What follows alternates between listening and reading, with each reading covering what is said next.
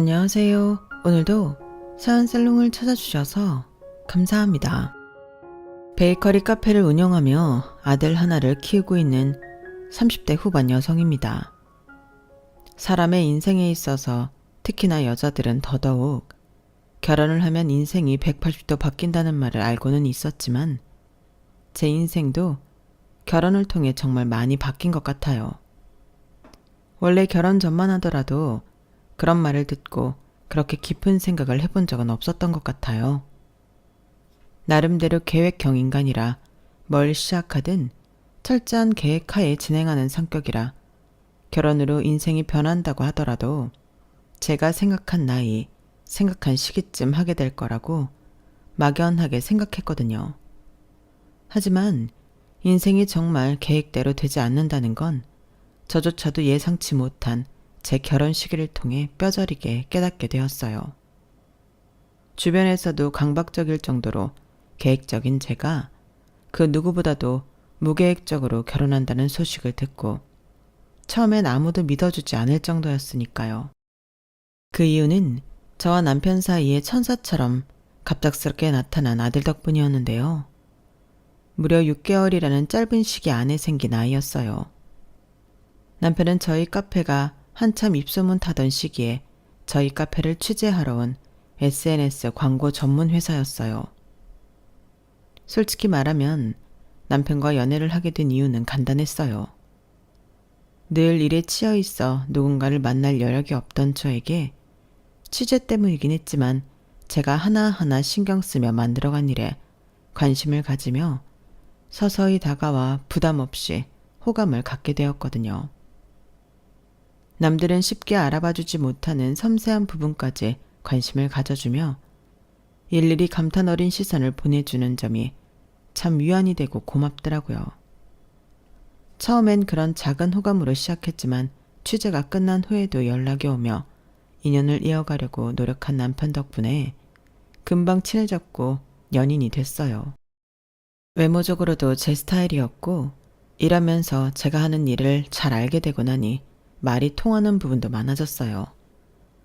남편 역시 일 때문에 카페를 많이 다녀봤던 터라 보통 남자라면 질색할 만한 카페 투어도 선뜻 관심 있게 다녀주었어요. 그러다 보니 바쁜 틈에 짬내서 하는 연애가 참 즐겁고 지루하게 반복되는 일상에 큰 환기가 되어주더라고요. 남편과의 연애는 안정적이고 함께하는 시간이 참 즐거운 완벽에 가까운 연애였지만 앞서 말씀드렸다시피 제 인생을 바꿔놨어요. 연애 6개월 만에 생긴 아기는 남편과의 연애를 지속해야 할지 멈춰야 할지 결정해야 할 큰 고비가 되었죠. 하지만 남편이 제 손을 꼭 잡고 말하더군요. 인생에 계획 없이 생긴 일도 얼마나 멋진 일이 될 수 있는지 내가 알려줄게. 나랑 결혼하자. 그 로맨틱한 말에 홀리듯 남편과 결혼을 결심하게 됐어요. 식을 올리기 전에 아이가 생긴 만큼 모든 결혼 준비는 정말 빠르게 시작했어요. 급하게 준비하다 보니 그동안 결혼식에 갖고 있던 이런저런 로망들과는 타협을 해야 했지만 그때는 콩깍지가 두껍게 씌어 있다 보니 그 모든 게 낭만처럼 느껴졌죠. 연애 기간이 워낙 짧아서 그런지 막상 서로 결혼을 하려고 보니 남편과 저희 집안이 경제적으로 생각보다 차이가 좀 있었어요. 집 이야기를 자주 하는 저에 비해 남편은 본인 이야기 외에 집 이야기는 자주 하지 않던 편이라 생각보다 제가 알고 있었던 게 많지 않더라고요. 사실 나 아버지가 중학교 때 돌아가셔서 엄마 혼자서 장사하시면서 날 힘들게 키우셨어. 정말? 왜 진작에 이야기 안 했어? 난 그것도 모르고 아버지에 대해 물어보고 그랬었네. 아직 사귄 지 오래되지 않아서 혹시 내가 아버지 없이 자랐다고 하면 당신이 나에 대해 괜히 안 좋게 생각하고 편견 가질까봐 그랬어. 지금이라도 결혼 모르고 싶으면 이야기해도 돼. 무슨 그런 이유로 결혼을 물러. 아버지 없이 자랐으면 어때? 잘 자랐으면 된 거지. 그렇게 말해줘서 고마워. 사실은 그래서 우리 엄마가 많이 자신이 없으실 거야. 장인 장모님께서 너무 우리 집을 안 좋게 보지 않으셨으면 좋겠어. 우리 부모님 그런 걸로 편견 갖고 그런 분들 아니셔. 우리가 아기가 빨리 생겨서 좀 당황스러운 하시긴 했지만 우리가 만든 아기 우리가 책임지기로 했다고 하시니까 존중해 주셨어. 너무 겁먹지 마. 아무래도 우리 집보다 더 경제적으로 여유가 있으시니까 안 좋게 보일 수 있을 것 같아서 좀 자신이 없었어. 남편 말도 이해는 됐어요. 결혼에 보태줄 게 없다는 입장인 시댁과 덜컥 생긴 아이의 처음에는 난색을 표했지만 제 설득 끝에 적극적으로 지원을 해주겠다고 한 저희 부모님과는 입장 차이가 크게 있었으니까요. 저희 부모님께서 말씀은 선뜻 그렇게 하셨지만 막상 남편과 시부모님을 만나서 불편하거나 못마땅한 기색을 내비치실까봐 조금 걱정되긴 했어요. 딸이 예상치 못한 임신으로 결혼하는 것만으로도 썩 반갑지 않으실 텐데 상대방 쪽에서 결혼에 보태줄 게 없는 집안이라고 하면 반대하셔도 할 말이 없는 결혼이었으니까요. 하지만 저의 이런 걱정에 대해 부모님께서 배려해 주신 덕분에 상견례는 어색하고 불편하기는커녕 훈훈한 분위기 속에 마무리되었어요. 아우, 아이들 신혼 찍고 하는데 보태주신다고 이야기 들었습니다. 우리 아이들이 무슨 복이 있어 이렇게 예쁘고 착한 아내를 얻고 이렇게 사려 깊은 장애 장모님을 만났는지 모르겠네요. 아이 아빠 죽고 워낙에 아둥바둥 살아왔던 터라 제가 아이들에게 보태줄 게 하나 없어 참 미안하고 죄송스럽습니다. 그런 말씀 마세요. 그 시절에 여자 혼자 아들을 키운다는 게 어디 쉬운 일인가요? 아드님을 저렇게 훌륭하게 키워내시느라 그동안 정말 고생 많으셨어요. 싹싹한데 예의 바르고 센스도 있고 요즘 이런 사위 얻기 참 힘든데 저희도 이런 사위 얻게 되어서 참 좋습니다. 신혼집 문제도 너무 신경 쓰지 않으셔도 괜찮습니다. 다 자식 잘 살라고 모아두었던 돈으로 보태주는 거니까요. 정서방이 행복해야 우리 소은이도 행복하죠. 참 사부인께서 말씀도 어쩜 이렇게 다정하게 하시는지 우리 아들이 참 가족복이 있네요. 배려해 주셔서 감사합니다. 별 말씀을요. 요즘 애들이 자기 힘으로 내 집 마련하기도 힘든 세상인데 집이라도 도와주면 이 어려운 세상에 훨씬 짐이 덜어지겠죠. 아이들만 잘 살면 그걸로 됐습니다. 시어머니께선 큰 감동을 받으신 듯 눈시울을 붉히셨고 제 손을 꼭 잡으셨어요. 우리 아들한테 시집 와서서 참 고맙다. 그때 저도 괜히 가슴 한켠이 뭉클해지더라고요. 뱃속에 있는 아이와 저의 임신과 갑작스러운 결혼을 비난하지 않고 축하해 주시는 부모님, 그리고 따뜻한 시어머니와 사랑하는 남편까지. 제게 너무나 안정적인 울타리가 생긴 기분이었어요. 그렇게 결혼 준비는 순조롭기만 했죠. 친정에서는 신혼집에 무려 5억이라는 큰 금액을 보태주셨어요. 덕분에 각자 직장에서 그리 멀지 않은 곳에 꽤 평수도 넓은 쾌적한 새 아파트에서 신혼을 시작할 수 있게 되었어요. 시어머니가 처음으로 묘하게 부딪혔던 건 새 집을 계약하고 난 후부터였어요. 결혼식 올리기 전부터 신혼집을 구해 같이 사는 다른 부부와는 달리 저희 부부는 괜찮은 집을 찾는데 시간이 조금 지체되는 바람에 몇 달 동안 제 자취집에서 함께 살다가 이사를 가게 되었거든요. 그런데 집을 계약하고 돌아온 날 시어머니께서 전화가 오셨어요.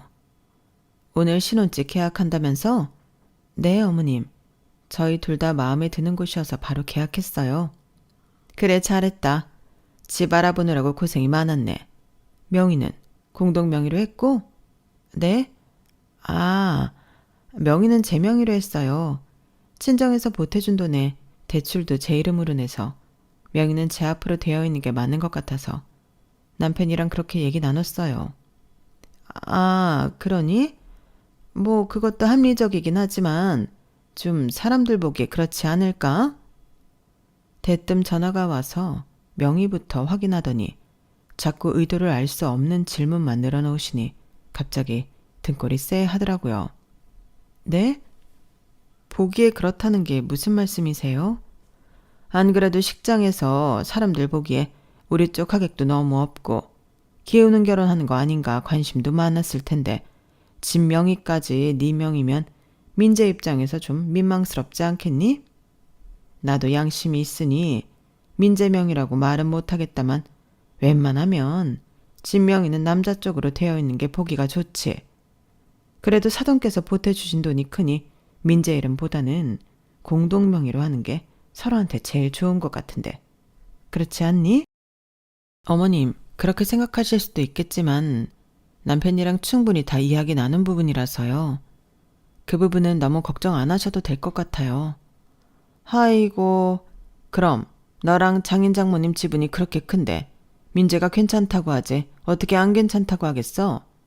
그래서 내가 연락한 거 아니겠니? 남자가 자존심 상하게 어떻게 아내한테 아내 쪽 도움 많이 받은 집을 자기 명의로 하자고 하겠어. 나도 아들 그렇게 쪼잔하게 안 키웠고 말이야.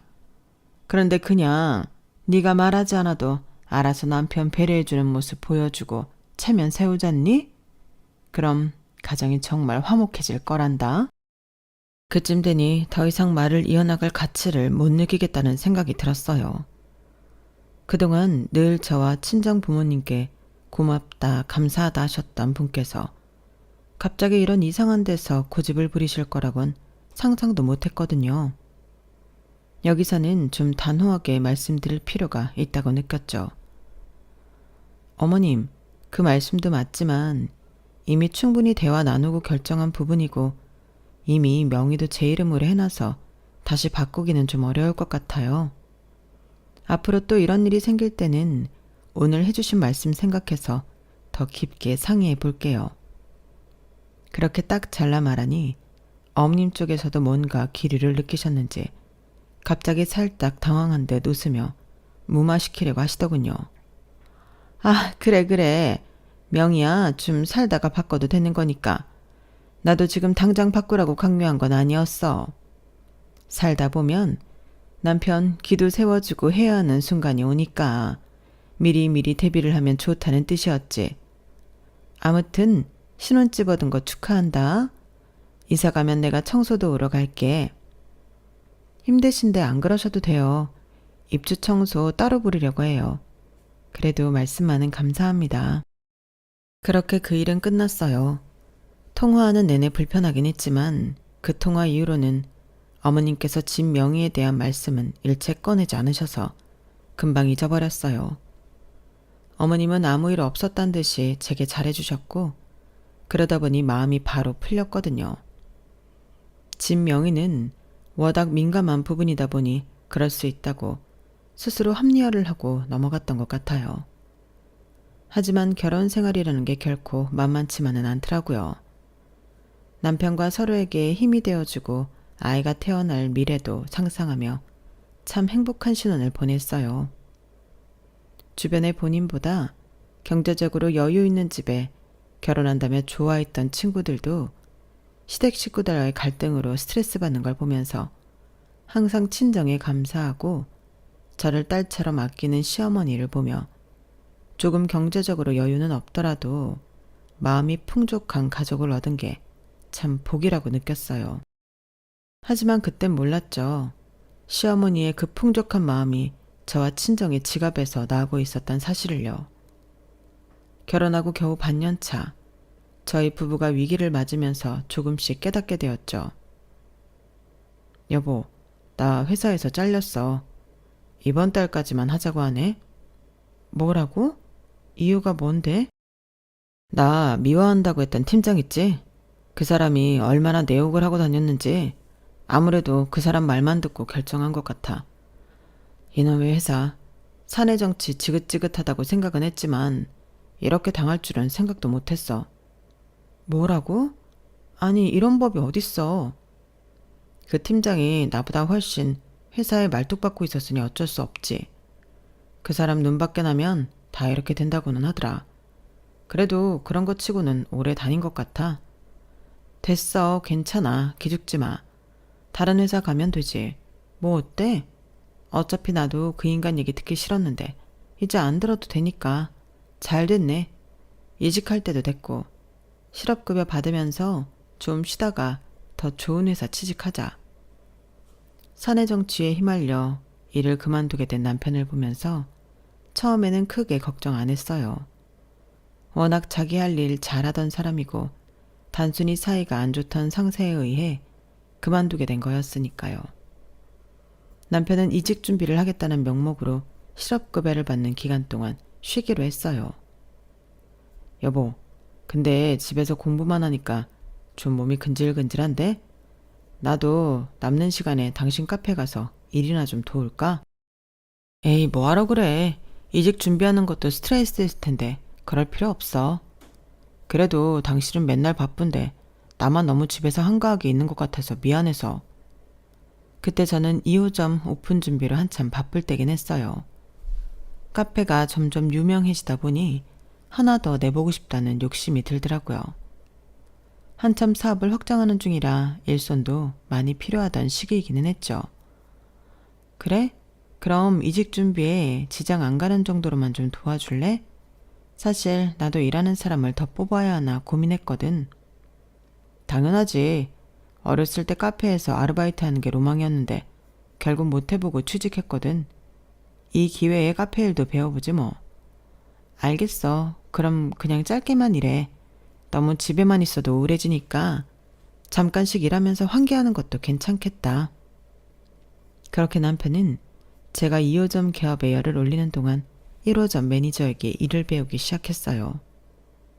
1호점 매니저는 1호점 오픈할 때부터 저와 쭉 함께 해준 직원이었는데 일도 참 잘하고 성실하고 야무진 사람이라 가장 신뢰하는 직원이었거든요. 2호점 오픈하고 안정되면 매니저에게 지점 하나를 맡겨야겠다는 생각을 했을 정도로요. 지훈아, 우리 남편 좀 잘 부탁해. 카페에서 일은 처음 해봐서 열심히 가르쳐서 부려먹어. 알겠지? 네, 사장님. 열심히 가르쳐 보겠습니다. 그렇게 남편은 1호점에서 단기 아르바이트를 시작했고 저는 2호점 신경 쓰느라 1호점은 전혀 신경을 못 쓰고 있었어요. 가끔 남편 보러 건너가면 남편은 일이 적성에 맞는지 재미있게 일하고 있었고 매니저도 남편이 일을 곧잘 한다고 하더군요. 그러던 어느 날이었어요. 여보, 실업급여 기간 끝나가지 않아? 저번에 본 면접은 어떻게 됐어? 아직도 소식이 없는 거야? 아, 여보. 그게 나 사실은 당신한테 할 말이 있어. 혹시 나 그냥 1호점에서 카페 일하면 안 될까? 뭐? 그냥 카페 일을 하겠다고? 취직 안 하고? 하다 보니까 일이 너무 재미있고 잘 맞아서 다시 회사 일을 한다고 생각하니까 벌써부터 지치고 힘들어서. 카페 일은 아무리 힘들어도 당신 일이라고 생각하면 기운도 나고 좋은데 회사 일은 한번 당해서 그런지 괜히 내가 또 새로운 사람들이랑 적응할 수 있을까 싶고 너무 두려워. 여보, 그래도 나는 우리가 다른 일을 하는 게 좋을 것 같아. 사업은 사업이야.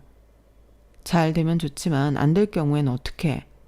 한 명은 안정적인 수입이 들어오는 게 우리한테 좋지 않겠어? 사업이 잘 안 되면 괜히 서로한테 엄청 예민해질 텐데. 내가 그러지 않으려고 노력할게. 그리고 지금 이렇게 잘 되는데 설마. 내가 정말 열심히 할게. 응?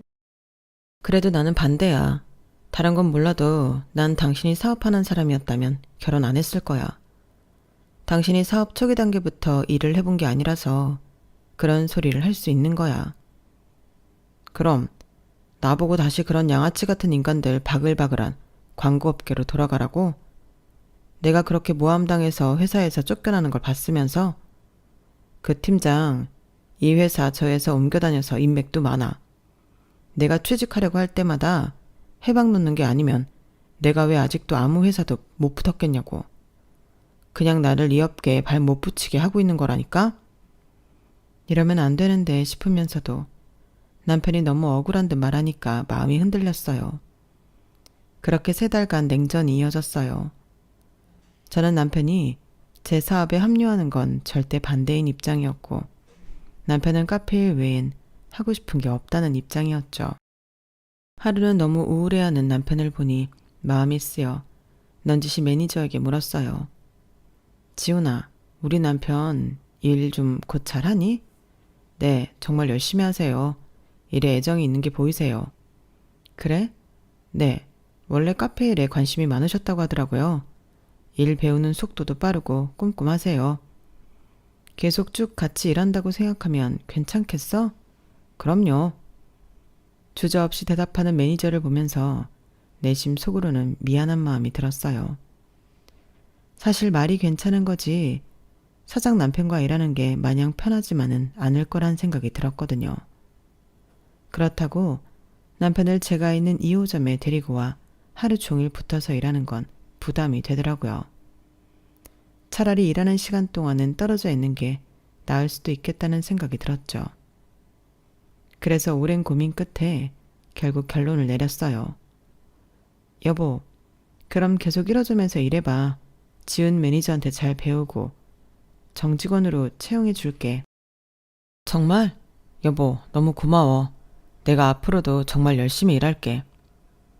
남편이 기뻐하는 모습을 보면서도 정말 이게 맞나 고민이 됐지만 별 다른 방법은 없었어요. 실업급여 기간이 끝났는데도 남편에게서는 회사 합격 소식 같은 건 들려오지 않았으니까요. 그렇게 남편이 본격적으로 직원으로 채용되어 일을 시작하고 나서 한두 달은 조용했어요. 그런데 얼마 후 어머님 생신 때 갑자기 일이 터졌죠. 어머님 생신 축하드려요. 아유, 매년 이렇게 잘 챙겨주니 정말 고맙다. 별 말씀을요. 당연히 챙겨드려야죠. 이렇게 맛있는 음식도 먹고 예쁜 백도 받는 것도 참 좋지만 이번 생일에는 내 부탁 하나만 들어줬으면 좋겠는데 어떻게 생각하니? 부탁이요? 무슨 부탁인데요? 우리 민재가 너희 카페에서 일하기 시작했잖니. 그런데 정직원으로 채용을 했다면서? 네, 남편이 카페 일을 해보고 싶다고 해서요.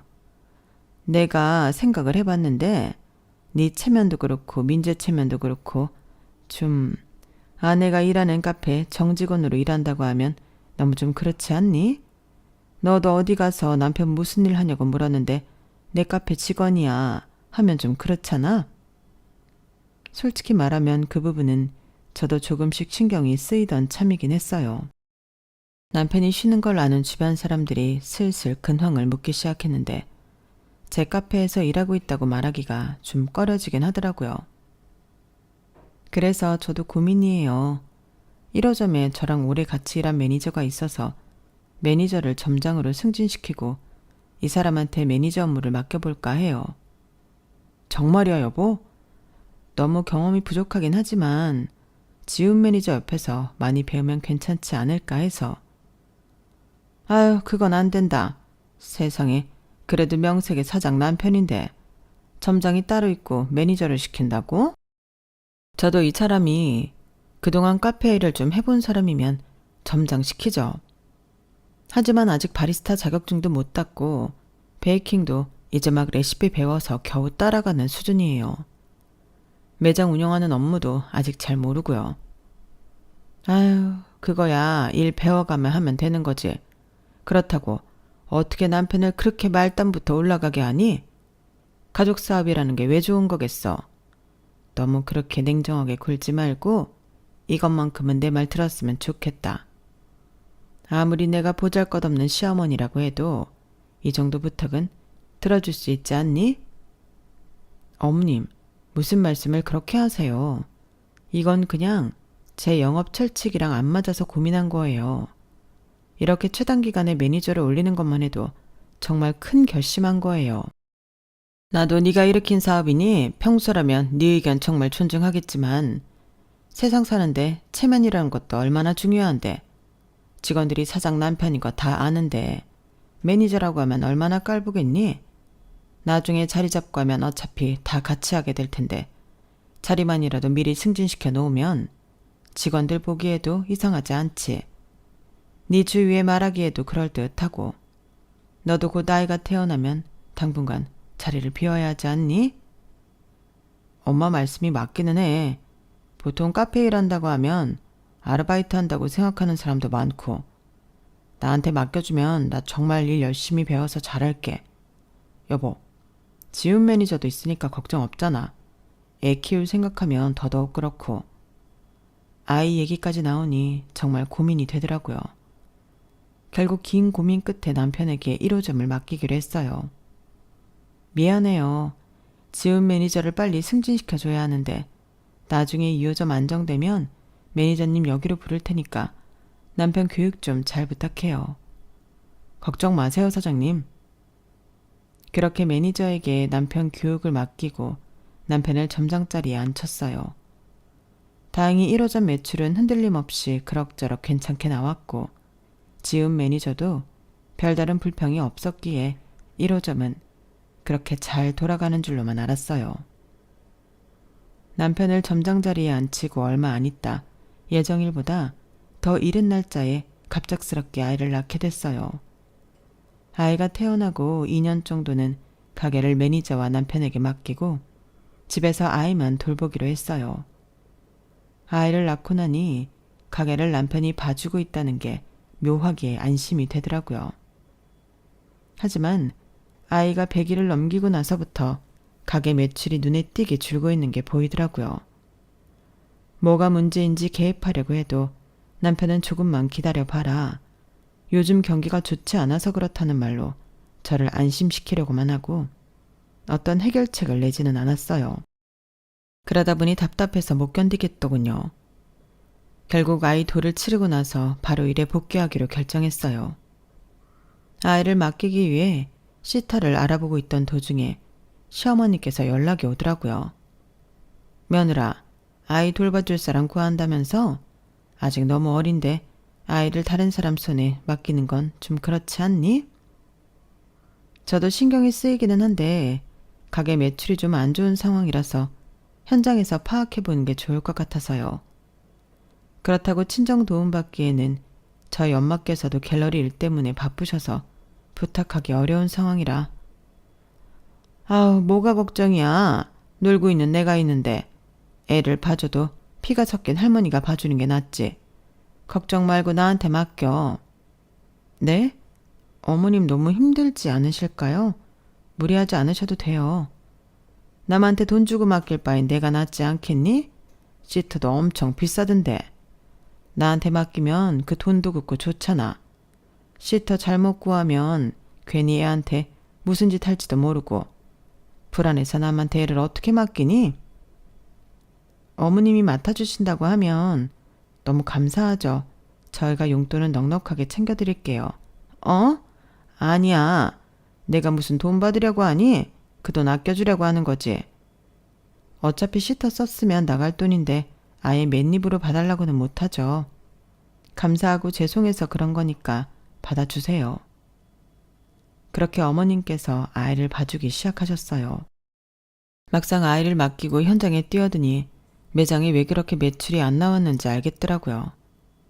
그나마 매니저가 굴리고 있던 1호점은 괜찮았지만 남편에게 맡긴 2호점은 불친절하다든지 맛이 변했다는 등 안 좋은 리뷰는 물론이고 기본적인 청결 관리조차 철저하게 안 되어 있더라고요. 내가 없는 동안 이렇게 관리를 소홀히 하면 어떡해. 내가 2호점 차리기까지 얼마나 고생했는지 알면서. 나는 한다고 했는데 잘 안 된 건데 어떡해. 나도 힘들었어. 당신 집에서 노는 동안 일은 내가 다 했잖아. 나라도 없었으면 어쩔 뻔했어. 남편이 하는 변명 한마디 한마디에 열이 올랐지만 싸울 시간 같은 건 없었어요. 어머님이 아이를 봐주는 귀한 시간 동안 어떻게든 2호점을 살려야 했죠. 정신없이 다시 일하는 동안 얼쩡대면서 실질적인 도움은 주지 않는 남편이 거슬려 다시 남편은 1호점 매니저 곁에 붙여놨어요.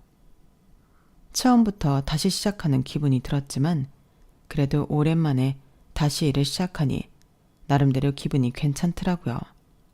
하지만 문제는 퇴근 후였어요. 처음에는 조용히 아이를 열심히 봐주시는 어머님이 너무 감사해서 용돈은 물론이고 뭐든 해드리고 싶은 마음이 들었어요. 아유, 하루 종일 애를 안고 있었더니 온몸이 다 아프네. 어머님, 그럼 제가 괜찮은 마사지숍 전기권 끊어드릴 테니까 일주일에 한 번씩은 꼭 샵에 가서 마사지 받으세요. 어머, 정말? 마사지샵 너무 비싸지 않니? 그래도 해드려야죠. 괜히 아이 보다가 몸 상하시면 안 되잖아요. 아우, 역시 며느리가 능력이 있으니 참 좋네. 내가 손주 봐주는 보람이 있어.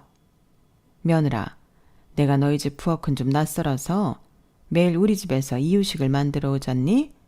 근데 냉장고가 좀 작아서 그런지 이유식 보관이 좀 힘드네. 혼자 살다 보니 큰 냉장고를 쓸 필요가 없어서 작은 걸로 계속 쓰고 있었더니 영 불편해서. 어머님, 냉장고 오래 쓰셨던데 바꾸실 때 됐어요. 이번에 바꿔드릴게요. 정말? 아유, 나는 그냥 말해본 건데 또 그렇게 바로 바꿔준다고 하니까 미안해서 어째? 아이 봐주시느라 그런 건데 당연히 해드려야죠. 어머님이 도와주신 덕분에 다시 가게 안정화되고 있는걸요? 그렇게 용돈에 마사지숍에 큰맘 먹고 냉장고까지 새로 바꿔드렸어요. 그만하면 꽤 많이 해드렸다 생각했는데 어머님께서는 점점 바라는 게 많아지시더라고요. 내가 낮에는 애들 보느라 집안일 할 힘이 없어. 요즘 로봇 청소기인가? 그런 게 참 좋다는데 하나 사주면 어떻겠니? 너도 육아해봐서 알겠지만 끝나면 기운이 쫙 빠지잖니. 네, 어머님 이해하죠. 그런데 이번 달은 가게 매출도 안 좋고 상황이 좀 좋지 않아서 조금 기다려주시면 해드릴게요. 그렇게 몇 달 있다 청소기까지 무리해서 해드리고 나니 살짝 이게 뭔가 싶은 생각이 들더라고요. 어머님이 아이를 봐주시는 건 감사하지만 어느 순간부터 남에게 맡기는 것보다 심리적으로 부담이 되는 기분이 들었어요. 그런 와중에도 어머님의 요구는 끝이 없었죠. 아우, 니네 휴가 간다면서. 나도 이번에 친구들이 여행 가자고 하는데 내가 돈을 벌기를 하나 뭘 하나. 갑자기 가자고 하는데 선택하질 못하겠더라. 포상휴가라 생각하고 비행기랑 수속값만 좀 지원해 줄 수 없겠니? 그쯤 되니 솔직히 화가 나더라고요. 용돈을 적게 챙겨드리는 것도 아니고 충분히 생활비에 경비 모아서 여행도 다닐 수 있는 정도였거든요. 그런데도 경비까지 내놓으라고 하니 조금 억울한 감정이 들었어요.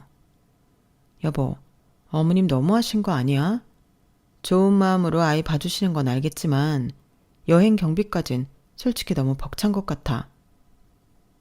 남들은 그냥도 부모님 여행 보내드리는데 뭐 그거 가지고 그래. 엄마 평소에 고생 많이 하시잖아. 한번 푹 쉬다 오시라고 보내드릴 수도 있지. 지금 우리가 여유가 있는 상황이면 당연히 해드리지. 그동안 해드린 것만 해도 살짝 벅찬 수준을 해드렸는데 더 요구하시니까 솔직히 너무 힘들잖아. 그래도 좀 해드리자. 살면서 여행 몇 번이나 보내드린다고. 그렇게 말하기엔 친정 부모님한테는 뭐 하나 제대로 해드린 것도 없잖아. 장인 장모님? 뭐 두 분은 우리가 안 챙겨도 우리 엄마보다 훨씬 잘 살고 계시는데? 그리고 손주 한 번이라도 먼저 봐주신다고 한 적 있어? 없잖아. 어떻게 우리 엄마랑 비교를 해? 친정 부모님이 우리 결혼할 때 보태주셨던 건 생각 안 나는지 묻고 싶은 마음이 목구멍까지 차올랐지만 그것만은 간신히 참았어요. 이제 와서 친정 부모님은 해준 거 하나도 없다는 듯 구는 게 울화통이 터졌지만 그렇게 나쁜 말로 똑같은 사람이 되고 싶진 않았거든요. 애를 봐줘야만 부모님한테 효도하는 거야? 어머님한테는 해드릴 만큼 해드렸다고 생각했는데 그렇게 해드리고도 내가 지금 당신한테 이런 소리까지 들어야 해? 진짜 화가 나다 못해 눈물까지 나더군요. 남편이 바닥을 쳐놓은 가게 매출을 끌어올리느라 밤낮으로 고민하고 일하고 있는 것에 비해 남편은 늘 한가하고 여유로워 보였어요. 남편이 아니라 직원이었으면 바로 정리를 고려해봤을 정도로요. 카페 일을 해보고 싶다며 한 번만 믿고 맡겨달라던 모습은 온데간데 없어 보였죠. 그런 모습을 보다 보니 매출이 왜 떨어졌는지 원인을 알겠더군요. 그런 와중에 불평불만 하나 없이 열심히 살고 시어머니도 조금 무리한 선까지 잘해드렸는데 이런 소리를 하니 어이가 없었어요. 남편과는 그날 대판 싸웠고 꽤 긴 냉전이 이어졌어요.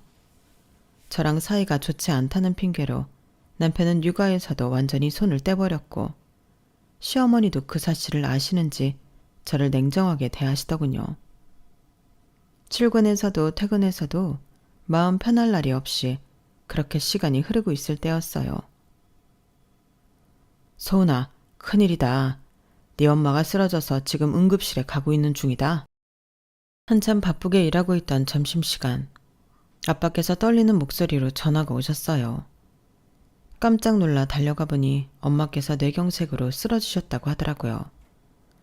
다행히 빨리 치료받아서 몇 개월 정도 입원하고 치료받으면 된다는 말은 들었지만 놀란 가슴은 진정되지 않았죠.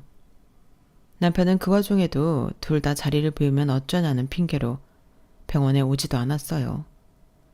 그땐 경황이 없어 미처 이상하게 생각을 못했지만 나중에 소식을 전해주면 놀라고 안타까워하겠지 했던 제 예상은 박살나버렸어요. 에휴, 입원 치료라니 돈 많이 깨지겠네. 뭐 그래도 장모님이니까 모아놓은 돈은 많이 있으시지? 당신은 지금 우리 엄마가 쓰러졌다는데 그게 문제야? 어차피 치료받으면 일상생활 가능하시다며. 그럼 된 거지. 현실적으로 입원 치료하면 돈이 많이 깨지니까 걱정돼서 한 소리야. 걱정을 돈 걱정부터 해? 당신 어머님이 쓰러지셔도 돈 걱정부터 나올 것 같아? 왜 자꾸 우리 엄마랑 비교해? 장모님이랑 우리 엄마는 상황이 많이 다르잖아. 말이 안 통하는 남편의 모습을 보면서 그동안 참아왔던 모든 게 터지더군요. 그동안 참아왔던 감정이 밀려오면서 결혼 생활에 회의감이 들었어요. 이렇게 힘들 때 계산기 먼저 두드리고 있는 사람을 앞으로 어떻게 믿고 살겠나 싶더라고요. 하지만 제겐 아직 한참 어린 아들이 있었고 남편과 헤어질 마음을 먹는 게 그렇게 쉽지만은 않았어요. 하지만 그 결심이 확실하게 된 건 그날 밤 남편과 시어머니의 통화를 듣게 된 후였어요. 야, 병원비 보태달라면 절대 한 푼도 주지 마. 부잣집에서 무슨... 내가 네 아버지 아파서 병원 입원시킨다고 고생한 거 생각하면 아직도 아찔하다.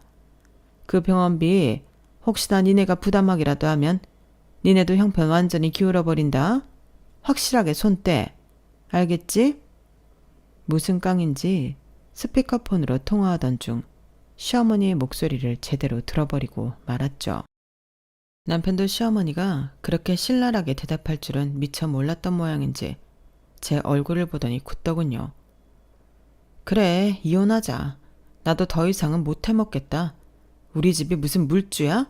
필요할 땐 설설 기더니 우리 엄마 쓰러졌다고 하니까 한 푼도 주지 말라고? 너나 니네 엄마나 참 인간성 좋다. 내가 이런 인간들을 보고 한때나마 따뜻한 가정이라고 생각했다니 바보도 이런 바보가 없지. 여보, 그게 잠깐만 오해야. 엄마도 우리가 싸웠다니까 욱해서 내 부모를 버리라고 해? 나도 욱하니까 너랑 니네 부모 버리려고. 집부터 직장까지 싹 다 우리 부모님이랑 나한테 기생하고 사는 주제에 어떻게 주제도 모르고 그딴 소리를 해? 나 이제 더는 못 살아. 그냥 이혼해. 뭐? 기생? 너까지...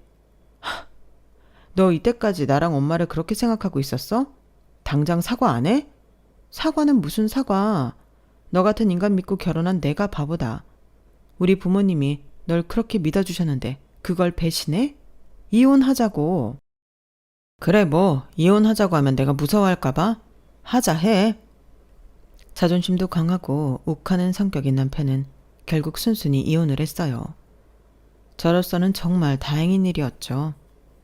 남편은 저랑 싸운 그날부터 당장 일을 그만뒀고 그러면 제가 곤란해질 줄 알았겠지만 좀 더 바쁘게 지내면 되었을 뿐이었죠. 아이는 괜찮은 시터를 구해서 오전부터 낮 시간까지만 맡기기로 했어요. 얼마 안 있으면 어린이집에 갈 수 있는 나이가 되어서 어린이집에 맡길 수 있으면 부담도 좀 줄게 되었죠. 남편이 그만둔 뒤에는 매니저를 점장으로 승진시켜줬어요. 그게 동기부여가 되었는지 휘청이던 2호점 매출은 나날이 성장했고 제가 1호점을 맡아 다시 매출 안정화가 되었죠. 남편은 집에 아무런 지분도 없었기 때문에 그대로 쫓겨났지만 그 인간과 살던 집에 쭉 살고 싶지 않아서 이사를 했어요. 그렇게 1년 정도 평화롭게 살고 있는데 갑자기 시어머니에게 연락이 오더군요. 소은아 나다. 참 이혼한 마당에 염치는 없지만 우리 민재 좀 다시 취직시켜주면 안 되겠니? 하나뿐인 아들도 뺏기고 이혼당해서 갈 곳도 없이 우리 집에서 폐인처럼 지내고 있는데 마음이 너무 아파서 내가 지난날은 다 사과하고 용서를 구할 테니 이제 마음 풀고 일이라도 좀 시켜주렴. 내가 차마 다시 살림 합치라고까지 못하겠지만 예정을 봐서 그래줄 수 없겠니? 기가 막혔어요. 남편은 이혼하고 시어머니 집에 눌러붙어 시어머니가 지어주는 밥이나 먹으면서 놀고 있는 모양이더군요. 이혼 안 했으면 그런 인간을 아직까지 내 손으로 걷어먹이고 있었을 생각하니 정말 아찔했어요. 어머님, 저희한테 남은 예정이 어딨어요. 그 정마저 탈탈 털어간 게 어머님이신데 아무리 상황이 급하셔도 그렇지 좀 너무 자존심도 없어 보이시네요. 본인 자식 능력 없는 걸 왜 저한테 구걸하세요? 전 해드릴 만큼 해드렸는데 구걸한다고 더 나을 거 없어요. 이혼했으면 남남인데 각자 좀 알아서 사시죠. 그 말에 뭐라도 반박할 줄 알았던 시어머니는 의외로 아무 말도 못 하시더군요.